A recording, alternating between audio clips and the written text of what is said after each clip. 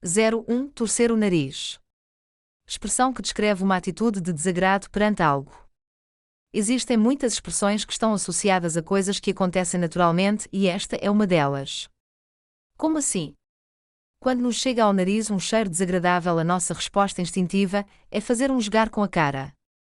Quando o fazemos parece que estamos a torcer o nariz e daí esta expressão. Eis alguns exemplos de uso. Ele torceu o nariz à comida que lhe ofereciam porque era um prato de carne e ele é vegetariano. Ela torceu o nariz ao convite que eles lhe fizeram porque não queria gastar tanto dinheiro. Ele tem por hábito torcer o nariz a todos os conselhos que lhe dão porque acha que sabe tudo. Devias ser menos exigente e não torcer tanto o nariz às ofertas de emprego que te estão a fazer. A expressão descreve uma situação em que nos oferecem uma coisa de que não gostamos ou que simplesmente não queremos ou nos pedem para fazer ou dizer algo que não queremos ou com o qual nos sentimos desconfortáveis, como nos seguintes exemplos. Quando lhe pedi para ir comigo às compras, ele torceu o nariz. Convidei-os para o jantar do meu aniversário, mas eles torceram o nariz dizendo que o restaurante era caro. 02 Gato por lebre. Expressão usada quando nos sentimos enganados ou defraudados. Apesar de vivos estes dois animais serem muito diferentes entre si, quando são mortos e esfolados apresentam algumas semelhanças que podem levar as pessoas mais incautas a não conseguir distingui-los e por isso se diz comer ou comprar gato por lebre ou simplesmente gato por lebre. A expressão usa-se quando sentimos que fomos enganados. Na loja achamos que estávamos a comprar algo de valor ou qualidade, mas quando chegamos a casa verificamos que a qualidade é menor do que pensamos. Eis alguns exemplos. O senhor está a tentar me vender gato por lebre. Esse produto não é o mesmo que aparece no seu website. Recomendaram-me este restaurante, mas comi gato por lebre porque a qualidade não é tão boa como me disseram. Eles estão sempre a comprar gato por lebre porque acreditam em tudo que os vendedores lhes dizem. Existem muitos sites online que nos tentam vender gato por lebre. 03 Pregar aos peixes. Quando alguém fala para um ouvinte que não entende ou não está minimamente interessado no assunto. Usamos esta expressão para descrever uma situação em que alguém está a falar para um ouvinte que não entende ou não está minimamente interessado no assunto. É uma forma indireta de criticar quem nos está a ouvir, sugerindo que não se interessa pelo assunto ou não tem conhecimentos suficientes para perceber o que está a ser dito. Eis um exemplo de uso da expressão. Várias agências publicitárias vieram à empresa apresentar as suas ideias para a próxima campanha promocional da empresa. Todas estiveram, no entanto, a pregar aos peixes, pois na realidade já tinha sido tomada uma decisão sobre quem iriam contratar. Tendo em conta que a água não é o melhor canal para conduzir o som e que os ouvidos dos peixes não serão tão apurados como os de outros animais, tentar ter uma conversa com peixe é uma tarefa no mínimo difícil, talvez até uma perda de tempo. Assim, esta expressão pode também implicitamente criticar os oradores que, apesar de saber que os seus ouvintes não estão interessados no que têm para dizer, insistem em continuar a falar, desperdiçando tempo a fazer uma coisa que obviamente não dará resultado nenhum. Outras expressões usadas com o mesmo sentido são falar no deserto onde não está ninguém para nos ouvir e falar para o boneco que simplesmente não nos ouve. Às vezes, esta situação acontece de forma acidental. Eis um exemplo. Estive mais de 10 minutos a falar para o boneco antes de me aperceber que a minha ligação à internet não estava a funcionar. Acredita-se que a expressão pregar aos peixes tem origem numa história lendária cujo protagonista principal é Santo António, o santo casamenteiro de Lisboa, onde nasceu em 1191, também conhecido como António de Pádua, pois foi nessa cidade italiana que faleceu em 1231. António foi frade de duas ordens religiosas católicas e se distinguiu pelos seus dotes como orador. Um dia triste por não conseguir que as pessoas ouvissem e se convertessem à sua palavra, decidiu pregar ou falar com os peixes. Conta a lenda que ao ouvirem as eloquentes palavras de António, os peixes vieram à superfície da água e colocaram as suas cabeças de fora para melhor o ouvir. 4 séculos mais tarde, um outro António recorreu a esta lenda para escrever um discurso moral de teor religioso que ficou conhecido como o Sermão de Santo António aos Peixes. Este António, de apelido Vieira, nasceu em Lisboa em 1608 e tornou-se membro da Companhia de Jesus. Este padre jesuíta tornou-se missionário e passou largas temporadas no Brasil. Foi lá que, em 1654, escreveu este seu famoso sermão que tinha como objetivo criticar o comportamento dos colonos portugueses que viviam em território brasileiro e defender a população nativa que estava a ser vítima de muitos desses comportamentos pouco justos ou cristãos. O sermão é uma alegoria, isto é, apresenta um argumento de forma indireta. Em vez de criticar diretamente os homens, Vieira seleciona um conjunto de peixes para louvar as suas virtudes, mas também criticar os seus vícios. Estes peixes são metáforas dos seres humanos que Vieira queria criticar. 04. Ter mais olhos que barriga. Muitas vezes, quando um prato tem um excelente aspecto visual, temos tendência a servir-nos bastante, ou por várias vezes mesmo depois de já estarmos saciados ou sem fome. É precisamente a esta situação que a expressão se refere. Também se come com os nossos olhos, e quando vemos algo que parece delicioso mais do que apenas provar, vamos querer comer tudo o que pudermos. Frequentemente, a quantidade de comida que retiramos da travessa para o nosso prato é mais do que suficiente para nos alimentar ou saciar a nossa fome, e acabamos por comer em excesso. Eis um exemplo. Eles têm mais olhos do que barriga e metade da comida que pedem fica no prato. É um enorme desperdício. Por extensão, a mesma frase aplica-se a situações em que tentamos fazer mais do que conseguimos ou prometemos algo que não podemos cumprir, como na seguinte situação. Queres visitar 5 museus num dia? Não achas que isso é ter mais olhos do que barriga? Pediste 5 pratos para 2 pessoas, estás com fome ou tens mais olhos que barriga? 05. Não meter o nariz. Intrometer-se num assunto que não nos diz respeito. Os cães são conhecidos pelo seu faro ou sentido de cheiro apurado e por isso são frequentemente usados pela polícia para procurarem coisas, ou até pessoas. Essa é uma boa imagem para explicar esta expressão que descreve uma ação semelhante. Para encontrarem o que lhes foi pedido para procurarem, os cães seguem o seu nariz metendo-o em vários lugares. Esta expressão pretende, no entanto, servir como aviso a pessoas demasiado curiosas que querem saber todos os pormenores sobre um assunto ou saber mais do que deviam sobre uma determinada questão para que refreiem ou controlem a sua curiosidade. Pedir a alguém para não se intrometer em assuntos que não lhe dizem respeito pode ser difícil e, de certa maneira, esta expressão poderá atenuar essa dificuldade devido às suas nuances cômicas. Uma pessoa pode ser chamada para assistir ou participar num determinado evento, ou para expressar a sua opinião sobre um assunto. Nestes casos, o recurso à forma negativa da expressão reforça a ideia de que o assunto não nos diz respeito e não deve interessar-nos ou suscitar a nossa curiosidade. Existe uma variante desta expressão que recorre à palavra bedelho. De acordo com o Dicionário Priberon da Língua Portuguesa, versão online consultada a 29 de maio de 2014, a palavra tem 2 significados. Um pequeno trunfo num jogo de cartas ou mais-valia e uma pequena tranca que se levanta ou baixa para permitir abrir a porta. O bedelho permite abrir uma porta e, consequentemente, conhecer os segredos que esta pode esconder, mas como já não existem muitas portas com este tipo de fechadura, é mais comum ouvirmos dizer para não metermos o nariz em assuntos que não nos dizem respeito. Quando tentamos espreitar qualquer coisa, pode acontecer que o nosso nariz se torne um empecilho e talvez por isso nos seja sugerido para não o colocarmos em perigo. Outra variante desta expressão diz simplesmente, não te metas ou não se meta, que pode ser uma forma abreviada do verbo intrometer-se com o sentido de não interferir, sem sequer para expressar uma opinião sobre o assunto. Eis alguns exemplos de uso destas expressões. Esse assunto é confidencial, portanto, não metam o nariz onde não são chamados. Todas as pessoas têm segredos que preferem não revelar, portanto, não te metas onde não és chamado. Pouco depois de começar a investigar o caso, o detetive recebeu uma mensagem anónima a dizer-lhe para não meter o bedelho. Quando lhe perguntei os pormenores do seu divórcio, ele disse-me para não meter o nariz onde não era chamada. 06. Não deixes para amanhã. O mesmo que procrastinar. Esta expressão pode ser resumida a uma única palavra: procrastinação. O que significa procrastinação? Procrastinação significa adiamento. Deixar para depois ou adiar para o dia seguinte uma tarefa é algo que todos fazemos em algum momento. Todos procrastinamos, portanto. Mas obviamente que não o deveríamos fazer, e daí o conselho dado através desta expressão. Frequentemente apenas a primeira parte da frase é dita, ficando a segunda parte subentendida. Vejamos os seguintes exemplos. Amanhã vou começar a estudar para o meu exame de português. Não deixes para amanhã. O meu carro anda a fazer um barulho estranho quando travo. Tenho de ir à oficina para ver o que se passa. Um problema nos travões pode ser perigoso. Por que não vais lá agora mesmo? Não deixes para amanhã. Tenho que emagrecer. Amanhã vou começar uma dieta rigorosa. Estás a falar a sério? Então, por que não começas já hoje? Não deixes para amanhã o que podes fazer hoje. Um dia destes tenho que ir ao médico fazer um check-up. Com a saúde não se brinca. Não deixes para amanhã o que podes fazer hoje. 07. A cavalo dado. Não devemos questionar ou desdenhar o que nos é oferecido.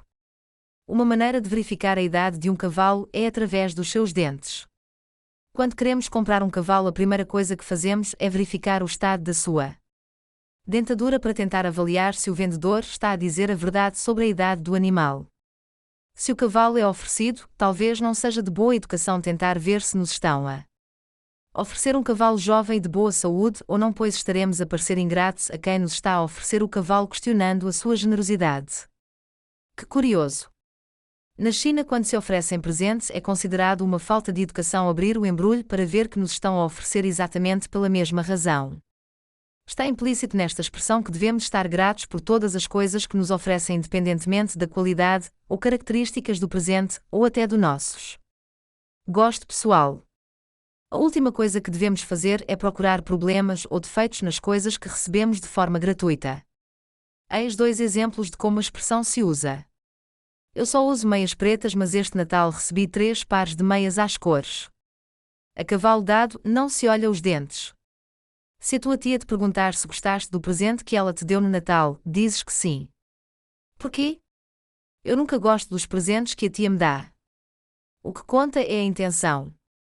Há uma outra expressão associada com as ofertas que fazemos que é: o que conta é a intenção. Esta expressão pretende sugerir que devemos ficar contentes simplesmente com a intenção ou esforço que a pessoa fez para nos oferecer uma prenda, independentemente do dinheiro que foi gasto, ou se a prenda vem ao encontro de uma necessidade que temos ou se adequa aos nossos gostos. Reconheço que a cavalo dado não se olha do dente e o que conta é a intenção, mas é a segunda vez que ela me oferece um livro que eu já tenho e que lhe recomendei. 08. Fazer orelhas mocas. Expressão que significa ignorar algo. Li recentemente num jornal português o seguinte título de uma notícia: Cavaco vai fazer, mais uma vez, orelhas mocas. O que significa fazer orelhas mocas? Significa não ouvir, não prestar atenção ou ignorar algo. Já os romanos acreditavam que a melhor resposta a acusações feitas em momentos de fúria é ficar impávido e sereno, e para descrever esta situação têm uma expressão que, em português, se convencionou traduzir como a palavras loucas, orelhas mocas. Talvez seja desta expressão que deriva a frase fazer orelhas mocas, com o sentido de ficar impávido ou não reagir a algo que nos é dito. A palavra moco pode referir uma pessoa que nunca teve ou perdeu a capacidade de ouvir. Significa, portanto, o mesmo que surdo, e até existe um verbo que é emocer, que é sinônimo de ensurdecer. O adjetivo moco ou moca é, no entanto, usado sobretudo em regiões rurais de Portugal. Literalmente, fazer orelhas mocas quer dizer tapar os ouvidos ou fingir que se é, momentaneamente, surdo para não ouvir o que nos está a ser contado ou o que estamos a ouvir. Em sentido mais lato, significa ignorar algo ou não responder ou reagir para evitar problemas. Outras expressões que também estão relacionadas com uma tentativa de evitar problemas, ignorando-os ou fazendo de conta que não existem, são entrar por um ouvido e sair por outro. Que significa não ouvir ou prestar atenção ao que está a ser dito, que literalmente entra por um ouvido mas sai rapidamente pelo outro sem que o cérebro registre o que quer que seja. Fazer ouvidos de mercador. Um bom vendedor tem o poder de convencer os seus clientes, mas não se deixa influenciar por estes, quer dizer que se finge surdo ou que não percebe os argumentos que lhe estão a ser apresentados. Por isso, quando se faz referência a uma pessoa que finge não ouvir ou não compreender, diz-se que tem ouvidos de mercador. Esconder a cabeça na areia, como a avestruz. Para não ouvir ou ver o que está a acontecer. Ou ainda o mais radical: cego, surdo e mudo. Que descreve a mais absoluta ignorância sobre um determinado assunto. O contrário de todas estas expressões é ser todo ouvidos, que significa escutar com muita atenção e interesse. Eis alguns exemplos de frases usando a expressão orelhas mocas. Fartei-me de o avisar sobre o perigo de conduzir muitas horas seguidas sem descansar, mas eles fizeram orelhas mocas. Fazer orelhas mocas é uma estratégia para lidar com as críticas que não são construtivas. Em certas ocasiões, a única maneira de evitar uma discussão com consequências desastrosas para uma boa amizade é fazer orelhas mocas ao que nos dizem. O juiz pediu aos jurados que fizessem orelhas mocas ao comentário que o acusado fez contra a testemunha, mas o mal estava feito. 091. Comer com os olhos. Quando somos obrigados a apenas olhar. A expressão comer com os olhos tem um sentido bastante literal.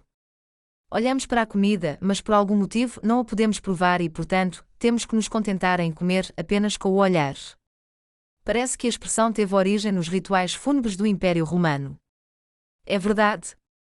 Era habitual nos funerais da Roma antiga realizarem-se grandes banquetes em homenagem aos mortos, mas os vivos não podiam comer aquela comida e, portanto, tinham de se contentar em admirar os muitos pratos preparados para oferecer ao morto. Esta expressão é assim usada em diversas circunstâncias em que desejamos comer ou obter alguma coisa, mas somos obrigados a contentar-nos com o olhar. Eis alguns exemplos. Esta pastelaria tem a maior variedade de bolos e doces tradicionais portugueses. Gosto de vir aqui só para comer com os olhos. Anda a passear comigo no centro comercial. O que é que vais comprar? Absolutamente nada. Estamos no fim do mês e eu já não tenho dinheiro, mas gosto de ver montras e comer com os olhos. Ele estava à procura de um presente para oferecer à sua namorada, mas naquela loja era tudo tão caro que se limitou a comer com os olhos. Este buffet é espetacular. Tem tanta variedade de comida que nem sei por onde começar a provar. Para mim é uma verdadeira tortura porque estou de dieta rigorosa e tudo o que posso fazer é comer com os olhos. É verdade que não comemos apenas para saciar a fome. Apreciar uma boa refeição começa quando os pratos chegam à mesa e os admiramos com os olhos. Os chefes de cozinha sabem isso melhor do que ninguém e por isso se esforçam tanto para criar pratos que não sejam apenas saborosos, mas também coloridos e cuja apresentação seja esteticamente equilibrada. Nestes restaurantes, os pratos que são servidos parecem-se com pequenas obras de arte. Pois é. A experiência gastronómica dos clientes destes restaurantes começa por ser visual, comemos literalmente os pratos que nos servem com os olhos e só depois é que os saboreamos. Se gostamos do que vemos, o mais provável é que o sabor do prato que nos está a ser servido também nos agrade. Esta é, portanto, uma estratégia de marketing. Primeiro aliciam-nos com o visual da comida, segue-se o prazer de saborear aquela obra-prima culinária e, com alguma sorte, ficamos também saciados da fome. 10. As paredes têm ouvidos. Expressão usada quando as nossas conversas podem ser, inconvenientemente, ouvidas por terceiros. Nunca se sabe quem poderá, sem o nosso conhecimento ou consentimento, ouvir uma conversa que estamos a ter. Para exprimir este receio podemos usar a expressão as paredes têm ouvidos, pois existe a possibilidade de, invisível atrás da parede, estar alguém que possa, intencionalmente ou não, ouvir a conversa que estamos a ter. Não compreendo porque te estás a queixar que toda a gente saiba o teu segredo. Sabes perfeitamente que as paredes têm ouvidos. Esta expressão pode também ser usada para avisar alguém que está a falar demais e que corre o risco de uma terceira pessoa ouvir o que está a dizer. Fala mais baixo porque as paredes têm ouvidos. É igualmente usada para pedir que alguém fale mais baixo para dificultar a vida a quem possa estar atrás da parede a tentar ouvir a conversa. Por favor, não conversem sobre assuntos confidenciais da empresa durante o almoço, pois as paredes têm ouvidos. Sabias que vários artistas plásticos recorrem a esta expressão para desenvolver projetos artísticos? Não. O pintor Pedro Batista, Lisboa, 1980, desenvolveu uma série de pinturas sobre este tema e a artista plástica Manuela Pimentel, Porto, 1979, desenvolveu um projeto artístico intitulado Sabes que as paredes têm ouvidos? 11. Cria fama e deita-te na cama.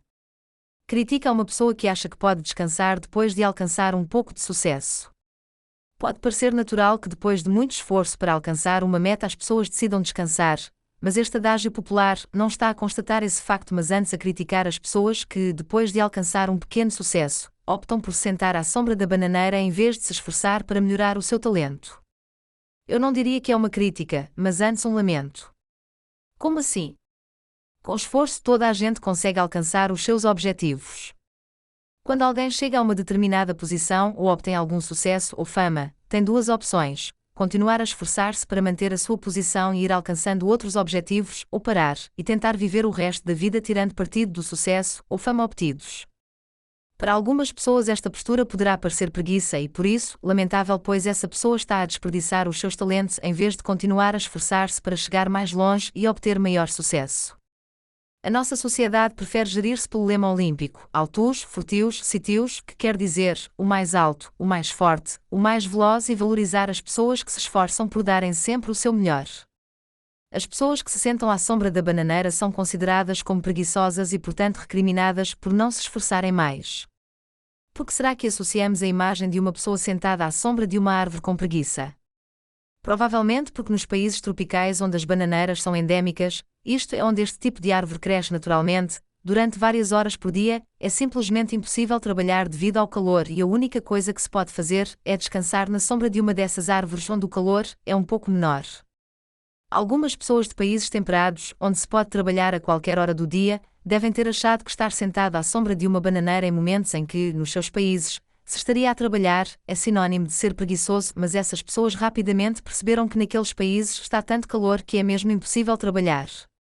Falta só apresentar os exemplos para as expressões de hoje. No início da sua carreira ele era um trabalhador exemplar, mas nos últimos anos não tem feito nada. Criou fama e deitou-se na cama. Há séculos que este artista não publica nada. Pois é, criou fama e deitou-se na cama. Esta semana comecei um novo emprego e tenho trabalhado todos os dias até às 10 horas da noite. Estás a criar fama para te deitares na cama. 12. De médico e de louco todos temos o M pouco. Toda a gente pode ser uma coisa e o seu oposto. A expressão de hoje apresenta duas variedades. De gênio e de louco, todos temos um pouco, e de médico e de louco, todos temos um pouco. Muitas frases idiomáticas resultam da sabedoria popular, ou melhor dizendo, da constatação de algo que acontece frequentemente, ou de situação recorrente. Por muito racionais que sejam, os seres humanos têm por vezes comportamento que podem ser considerados irracionais, ou completamente aliados da realidade. Temos também momentos em que nos surpreendemos a nós próprios pela nossa capacidade de encontrar uma solução para um problema. Esta expressão idiomática faz referência precisamente a essa verdade popular, que reconhece que todas as pessoas à face da Terra têm momentos de completa loucura em que dizem coisas, ou se comportam irracionalmente, e outros momentos em que dizemos e fazemos coisas absolutamente excepcionais ou geniais. Parece-me interessantíssimo que as palavras gênio e médico sejam ambas usadas nesta expressão. Na realidade, não é muito surpreendente que o médico possa ser equiparado a um gênio. Se recuarmos no tempo, os médicos costumavam ser alquimistas e as pessoas que não compreendiam as suas experiências achavam que eram mágicos. Mágicos capazes de fazer coisas extraordinárias, inverosímeis até. A palavra gênio tem inúmeras definições. Pode ser um espírito protetor, uma pessoa com talento ou qualidade excepcional, ou, em sentido figurando, um artista que teve um momento de grande inspiração e, de uma maneira ou outra, todas estas definições podem aplicar-se a um médico. Uma pessoa com qualidades excepcionais e capaz de momentos de inspiração que lhe permitam ajudar a tratar ou proteger a saúde das pessoas. Resumindo, a expressão é usada para descrever ou comentar uma situação em que uma pessoa se comporta de forma absolutamente excepcional ou, pelo contrário, reage de maneira irracional. Vejamos dois exemplos. Não compreendo a reação dele. O seu comportamento foi completamente irracional. Não sei por que te surpreendes. Já deveria saber que de médico e de louco, todos temos um pouco. Já leste o livro O Estranho Caso do Dr.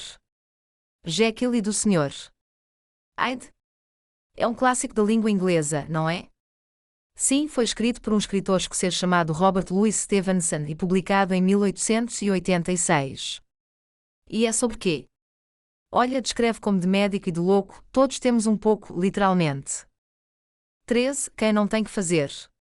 Crítica a alguém que nos parece estar a fazer algo totalmente inútil. Click to accept marketing cookies and enable discontent. Este provérbio é estranhíssimo, porque será que fazer colheres é uma solução para quem está desocupado?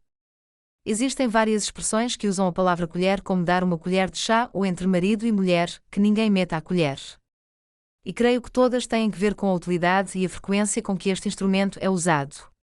Uma colher é realmente uma ferramenta muito útil na cozinha e usada bastantes mais vezes do que os outros talheres como a faca ou o garfo. Podemos inclusivamente usar uma colher em vez de uma faca ou de um garfo. E fora da cozinha também usamos colheres, ou melhor dizendo, pás, para fazer uma variedade muito grande de tarefas. Tendo em conta a utilidade de uma colher e a quantidade de vezes que se usam no nosso dia a dia, dizer a alguém para fazer colheres quando não está ocupado com outros trabalhos é um bom conselho. Em tempos antigos teria sido útil fazer colheres nos tempos livres para que estas nunca se esgotassem, mas esta expressão nos dias de hoje adquiriu um significado diferente. Quando se diz, quem não tem que fazer, faz colheres, estamos a descrever uma situação em que alguém está a desperdiçar o seu tempo a fazer algo que pessoalmente achamos absolutamente inútil, sem valor algum. Eis um exemplo. A minha esposa anda a aprender a bordar. Vai às aulas 3 vezes por semana. Quem não tem que fazer, faz colheres. E as outras expressões que referem a palavra colher, o que é que significam? Dar uma colher de chá significa ajudar ou ensinar alguém ou simplesmente dar um conselho sobre qualquer coisa da mesma maneira que se davam colherzinhas de chá a uma pessoa doente que estivesse acamada para tentar melhorar o seu estado de saúde. No provérbio entre marido e mulher, que ninguém meta a colher, a palavra colher é sinônimo de nariz ou, mais coloquialmente, bedelho, querendo dizer curiosidade excessiva ou intrusiva. Esta expressão pretende aconselhar terceiros a não interferirem nos assuntos de um casal. Eis 2 exemplos de como estas expressões podem ser usadas. Amanhã tenho uma entrevista de trabalho. Queres uma colher de chá? Prepara algumas perguntas para lhes fazer. A minha filha e o marido estão a pensar comprar uma casa na praia e eu gostava de os ajudar a escolher um bom local. Entre marido e mulher, não metas a colher. 14. Dar com a língua nos dentes. Alguém que fala mais do que deve. Para falar é preciso mover a língua e frequentemente esta bate nos dentes, consequentemente esta expressão está a descrever alguém que fala mais do que deveria, ou seria aconselhável. Mais do isso. Esta expressão é usada para descrever uma pessoa que revela um segredo sobre outra pessoa, ou até mesmo que denuncia, ou acusa alguém de alguma transgressão ou crime. Para dizer a verdade, a expressão dar com a língua nos dentes é, na maior parte das circunstâncias, usada para descrever uma pessoa que denuncia ou acusa outra. É por isso que podemos dizer que a expressão significa o mesmo que deletar ou chibar. 2 palavras interessantes, sobretudo porque pertencem a registros de língua opostos. A primeira, deletar, é usada sobretudo em registros de língua extremamente formais, frequentemente em textos escritos do foro jurídico, e a segunda, chibar, em registros exclusivamente orais e muito informais, pois pertence ao jargão de um grupo muito específico de falantes. Pois deletar significa o mesmo que denunciar e é usada em registros formais. É a palavra privilegiada pelos advogados. A palavra chibar, pelo contrário, é absolutamente informal e faz parte do jargão usado sobretudo entre criminosos. Eis alguns exemplos de uso desta expressão e das palavras que a definem. Ele só ficou a saber que a mulher o traiu com o seu melhor amigo porque o vizinho deu com a língua nos dentes. Quando foi preso, o ladrão deu com a língua nos dentes e a polícia conseguiu prender os restantes membros do bando de assaltantes. Ele passou 3 anos na cadeia sem saber quem o tinha chibado, mas assim que saiu, foi à procura de quem tinha dado com a língua nos dentes sobre o seu paradeiro na noite do assalto. Para reduzir a sua pena, o acusado deletou os seus cúmplices. O oposto da expressão dar com a língua nos dentes é fechar-se em copas, que quer dizer guardar segredo, ou ficar calado ou silencioso sobre um determinado assunto. Copas não é um dos naipes dos baralhos de cartas. Sim. Os baralhos de cartas têm 4 naipes: copas, ouros, espadas e paus. Não sei exatamente porque é que esta expressão faz referência ao coração vermelho que representa o naipe de copas. Talvez exista um jogo de cartas em que este naipe é o mais importante, ou o trunfo do jogo, e guardar o máximo número de copas, ou fechar o jogo com um grande número de copas, seja uma forma de ganhar o jogo e daí tenha surgido a expressão. Pois nos jogos de cartas faz sentido guardar segredo sobre as cartas que se tem na mão, sobretudo se forem cartas importantes, ou trunfos, e nesse caso a expressão fechar-se em copas, com o significado de não revelar ou guardar para si um segredo ou uma informação importante, faz, literalmente, todo o sentido. Achas que a expressão fechar-se em copas é sinônima de ser cego, surdo e mudo? De certa maneira pois ambas querem dizer guardar um segredo ou nunca falar sobre um determinado assunto. Ser cego, surdo e mudo é bastante radical porque sugere que a pessoa não viu nem ouviu nada e que por isso não pode falar sobre o assunto. Ou então que para não ter de falar sobre o assunto prefere fingir que não viu nem ouviu nada. Podemos dar alguns exemplos de uso. Claro. A polícia ainda tentou que ela desse com a língua nos dentes, mas ela declarou-se cega, surda e muda. Eles estavam a organizar uma festa, mas como não queriam que o Miguel soubesse, combinaram fechar-se em copas. Por favor, não te feches em copas. Conta-me porque é que eles discutiram. Nem penses que vou dar com a língua nos dentes. Sobre esse assunto sou e serei cega, surda e muda. O criminoso fechou-se em copas e não disse mais nada sobre o que se tinha passado na noite do crime. A minha namorada fechou-se em copas e recusou-se a dizer-me onde tinha ido. 15. Tirar os nabos da púcara. Quando tentamos descobrir um segredo ou fazemos perguntas sobre algo que não nos diz respeito. A expressão de hoje envolve duas palavras com as quais talvez não estejamos muito familiarizados. A primeira é nabos. Nabo é um tubérculo usado sobretudo para fazer sopas, mas é também um dos ingredientes do cozido à portuguesa. E a segunda palavra é púcaro.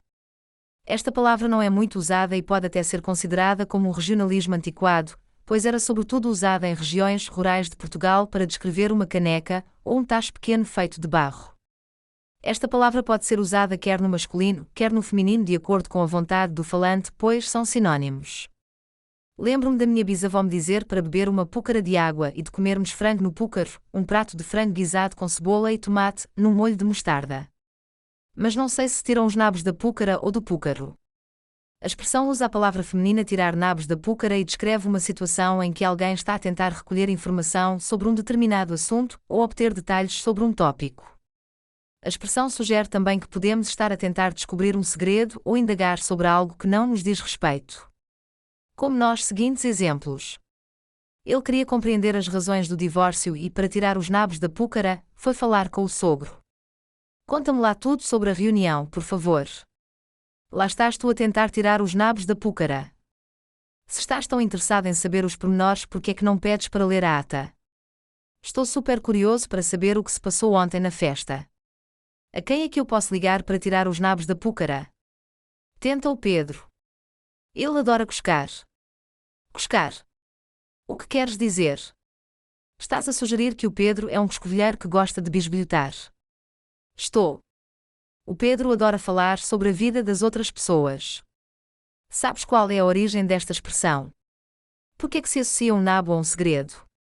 Nunca é fácil identificar a origem de uma expressão popular, mas esta pode estar diretamente relacionada com a realidade.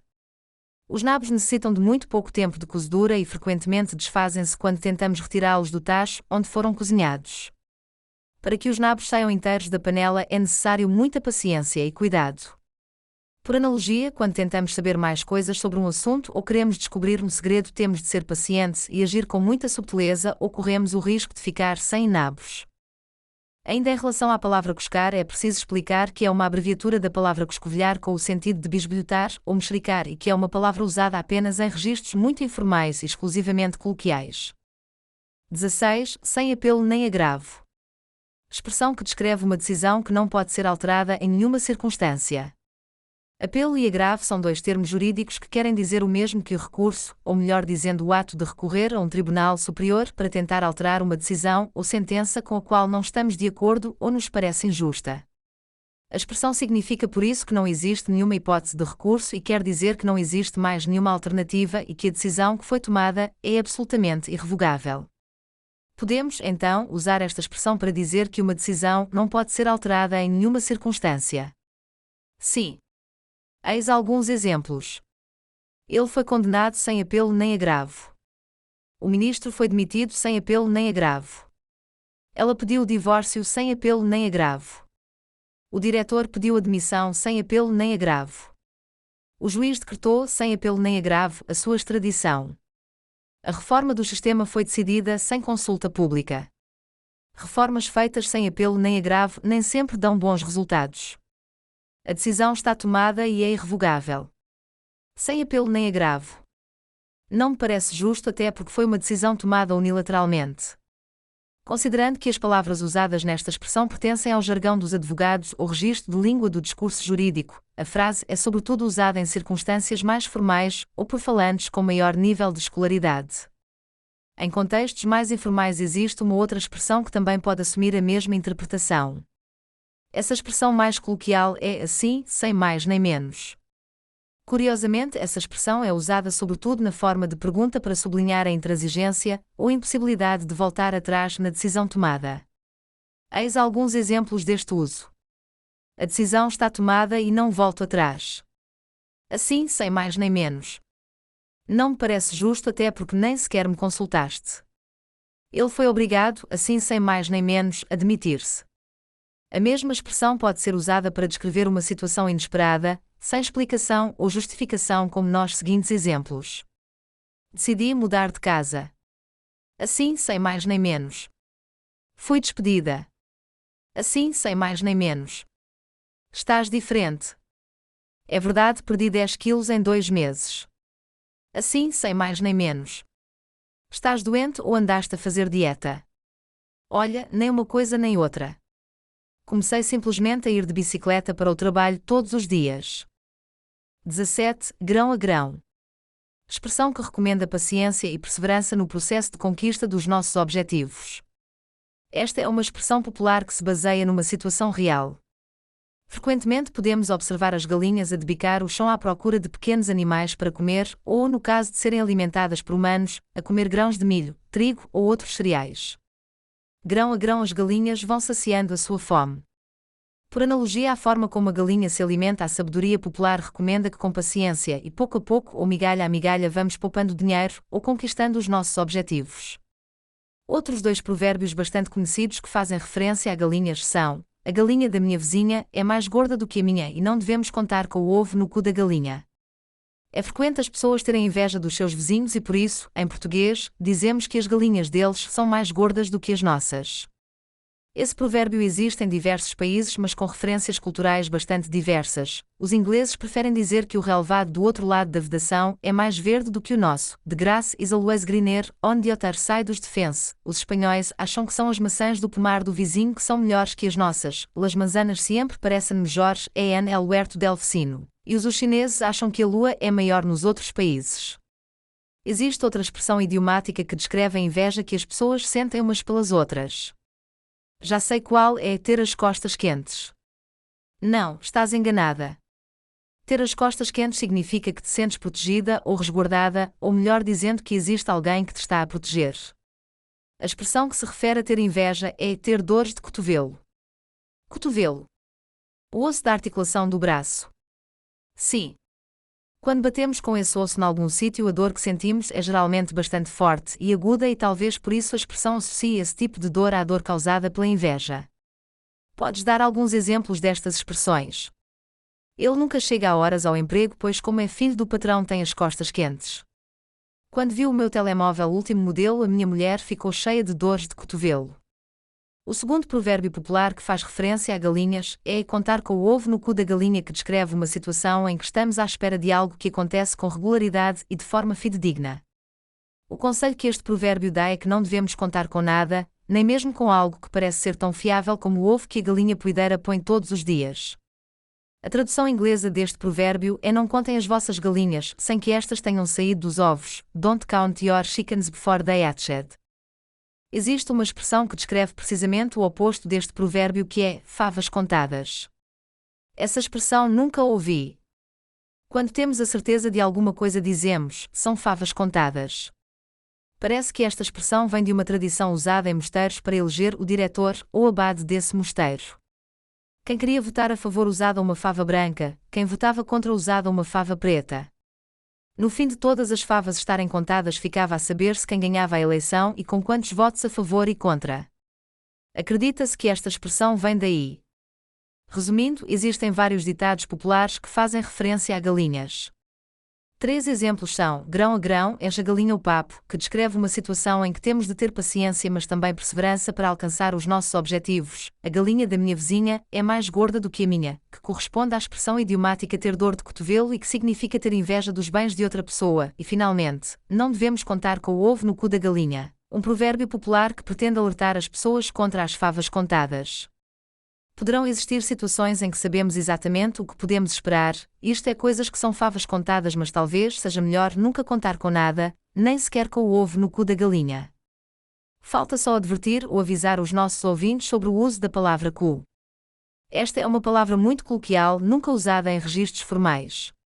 A palavra mais frequentemente usada em português europeu é rabo e no Brasil bunda. 18. Todas as estradas vão dar a Roma. Expressão que descreve a inevitabilidade de alguma coisa. A república que se estabeleceu em Roma entre os anos 509 e 27 AC.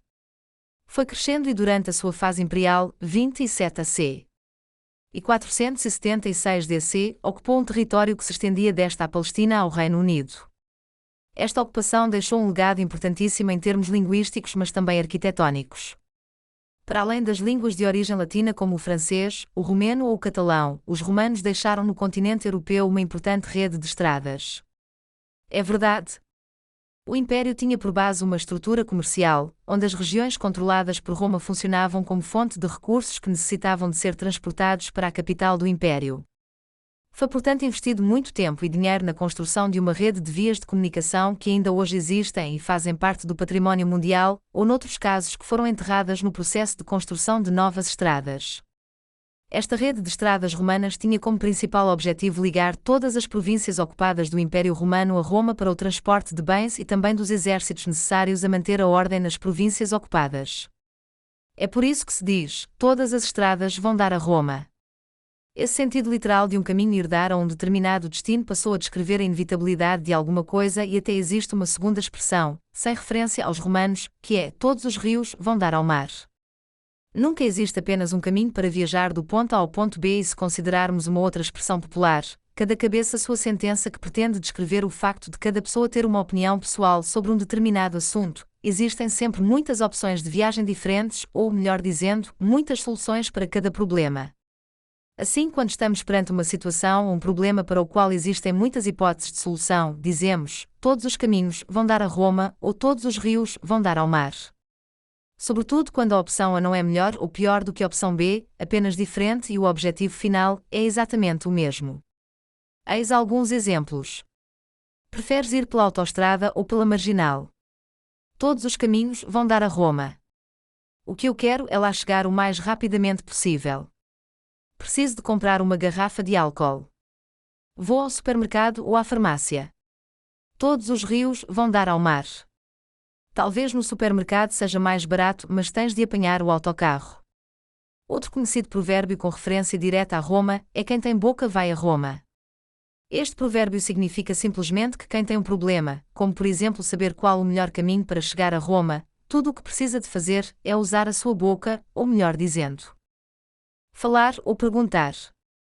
Curiosamente, no Brasil este provérbio parece ter uma variante: quem tem boca, vai a Roma, que na realidade soa exatamente da mesma maneira que a versão usada em Portugal, mas recorre ao verbo vaiar, que significa criticar de forma sonora com assobios e outros ruídos que demonstrem o nosso desagrado perante algo. Muito raramente é possível conhecer a verdadeira origem de um provérbio de tal modo se dilua no tempo, mas sobretudo na sabedoria popular, que se transmite sobretudo de forma oral.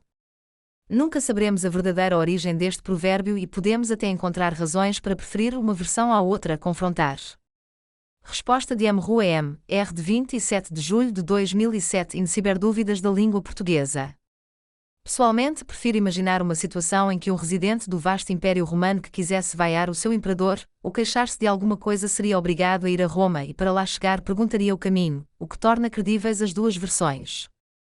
Note-se, no entanto, que ir a Roma é muito mais positivo do que vaiar Roma, porque elogia o poder da palavra para ultrapassar obstáculos ou resolver problemas. É verdade, mas o valor da fala quando necessitamos de criticar ou de nos queixarmos de alguma coisa também é muito importante, até porque quem cala, consente, ou melhor dizendo, quem não se atreve a falar para protestar contra algo está a dar licença ou a contribuir para que nada se faça para melhorar a situação. 19. Roma e Pavia não se fizeram num dia. Expressão que sublinha a importância do tempo e da calma para se alcançar a perfeição. O impacto social, económico, político e até religioso do Império Romano é verdadeiramente assinalável no sentido de extraordinário e não surpreende, portanto, que haja mais provérbios que lhe façam referência. Como por exemplo, Roma e Pavia não se fizeram num dia. Naturalmente que a construção de tão grande império foi gradual e demorada e por isso dizemos, Roma e Pavia não se fizeram num dia quando queremos reforçar a ideia que fazer alguma coisa, sobretudo quando é bem feita, leva tempo. Eis alguns exemplos de uso. Preciso deste trabalho pronto o mais rapidamente possível. Depressa e bem, não há quem. Desculpe, não compreendo o que disse. Roma e Pavia não se fizeram num dia. Ah, já percebi. Está a dizer que o trabalho só fica bem feito se for feito com calma. Isso mesmo. A expressão depressa e bem, não há quem é bastante mais coloquial e popular do que o provérbio, conhecido em vários países, Roma e Pavia não se fizeram num dia. Outro exemplo é em Roma, ser romano. A ocupação romana foi naturalmente acompanhada da adoção da língua e dos costumes de Roma. Os residentes na Lusitânia, o nome que os romanos atribuíram à província do seu império situada a oeste da Península Ibérica, foram obrigados a viver sob a lei romana, ou melhor dizendo, a partir do momento em que passaram a fazer parte do grande Império Romano tiveram de respeitar as regras e falar a mesma língua dos habitantes de Roma.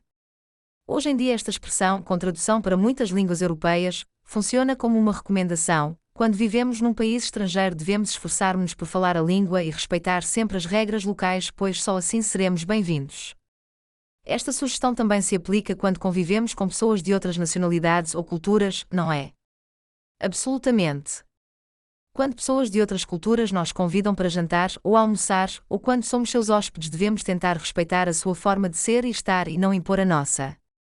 A sabedoria popular portuguesa, menos conhecedora da versão internacional, deste provérbio descreve exatamente a mesma situação da seguinte forma: na terra onde fores viver, faz como vires fazer. Aqui estão alguns exemplos de como usar este provérbio. Vou jantar a casa o senhor. Embaixador chinês, mas estou aterrorizada com a ideia pois desconheço completamente as regras de comportamento à mesa e nem sequer sei comer com pauzinhos. O melhor conselho que te posso dar é: na terra onde fores viver, faz como vires fazer. Primeiro observa o que fazem os outros convidados chineses e depois tenta copiá-los. Sou norueguesa e há mais de 5 anos que vivo em Portugal, mas há várias coisas que não consigo habituar-me. Apesar de todos os meus esforços, não consigo ser romana e imitar os portugueses, homens e mulheres, quando cospem no chão. Acho nojento. 20. A torto e a direito. Expressão que descreve uma forma indiscriminada ou irrefletida de agir.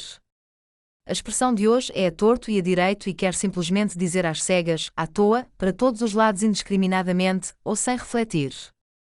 Eis alguns exemplos. No verão de 2015, na Tunísia, um terrorista disparou a torto e a direito matando mais de 30 pessoas. No videocast de hoje da Porta dos Fundos gozaram a torto e a direito com o primeiro-ministro português. Ela estava tão zangada com o patrão que foi para a cozinha e começou a partir a louça a torto e a direito. Quando chegaram ao mercado da seda eles gastaram dinheiro a torto e a direito. Assim que soube da existência de um portal de ensino online gratuito, inscreveu-se em cursos a torto e a direito. Ao final de 3 meses já tinha começado 15 cursos diferentes. A imagem que fica é de alguém que anda às cegas, sem rumo certo e mudando frequentemente de direção.